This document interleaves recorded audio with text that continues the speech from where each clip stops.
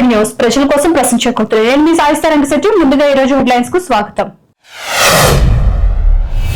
Hindu మహాసముద్రము INSV కౌండిన్యర్ Gujarat లోని pout Bandar నుంచి ఓమన్ లోని మస్కట్ వరకు ప్రయాణంపై ప్రధానమంత్రి నరేంద్ర మోడీ హర్షం వ్యక్తం చేశారు.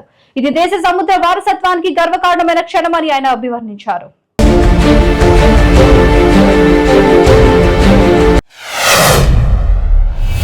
ఎన్టీఆర్ జిల్లాలో స్కూల్ బస్ కు తప్పిన పెను ప్రమాదం. ఓవర్టేక్ ప్రయత్నంలో స్కూల్ బస్సు విద్యుత్ స్తంభాన్ని ఢీకొట్టడంతో ఒక్కసారిగా భయం నెలకొంది.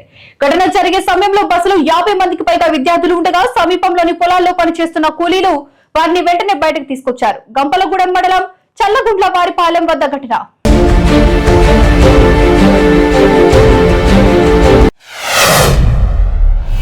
శంషాబాద్ ఎయిర్పోర్ట్ కు పొగమంచు ఎఫెక్ట్. ఢిల్లీ, చండీగఢ్, విశాఖ వెళ్లే విమాన సర్వీసులు రద్దు. భారీగా మంచు కప్పేయడంతో రద్దయిన విమానాలు.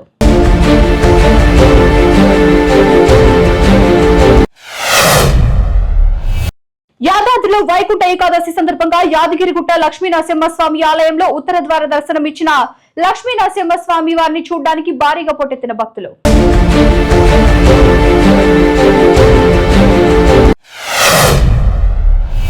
విజయవాడ కనకదుర్గమ్మను దర్శించుకున్న డైరెక్టర్ అనిల్ రావిపూడి. పండితులు ఆయనకు ఆశీర్వచనాలు అందించి ప్రసాదాలు అందజేశారు.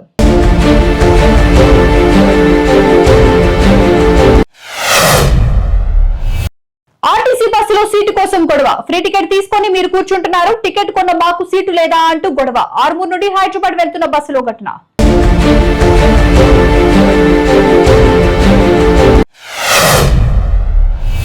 నాగర్ కర్నూలు జిల్లాలో రైతులకు యూరియా తిప్పలు. జిల్లా కేంద్రంలోని పిఎస్సిఎస్ వద్ద ఉదయం నుంచి యూరియా కోసం బార్లు తీరిన రైతులు.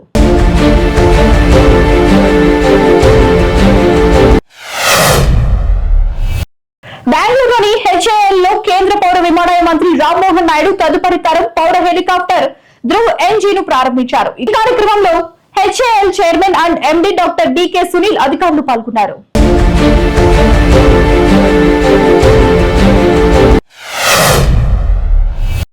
అన్నమయ్య జిల్లాను 3 ముక్కలు చేశారని రాయచోటిలో ఆందోళనలు. రాయచోటి జిల్లా కేంద్రంగా తీసేసి మదనపల్లిలో కలపడంపై నిరసన. ముఖ్యమంత్రి చంద్రబాబు ఎన్నికలకు ముందు ఇచ్చిన హామీని నిలుపుకోవాలని డిమాండ్. నేడు సమావేశం కానున్న జేఏసీ భవిష్యత్తు కార్యాచరణపై చర్చ. స్థానిక ఎమ్మెల్యే మంత్రి రామ్ ప్రసాద్ రెడ్డి తీరుపై మండిపడుతున్న ప్రజలు.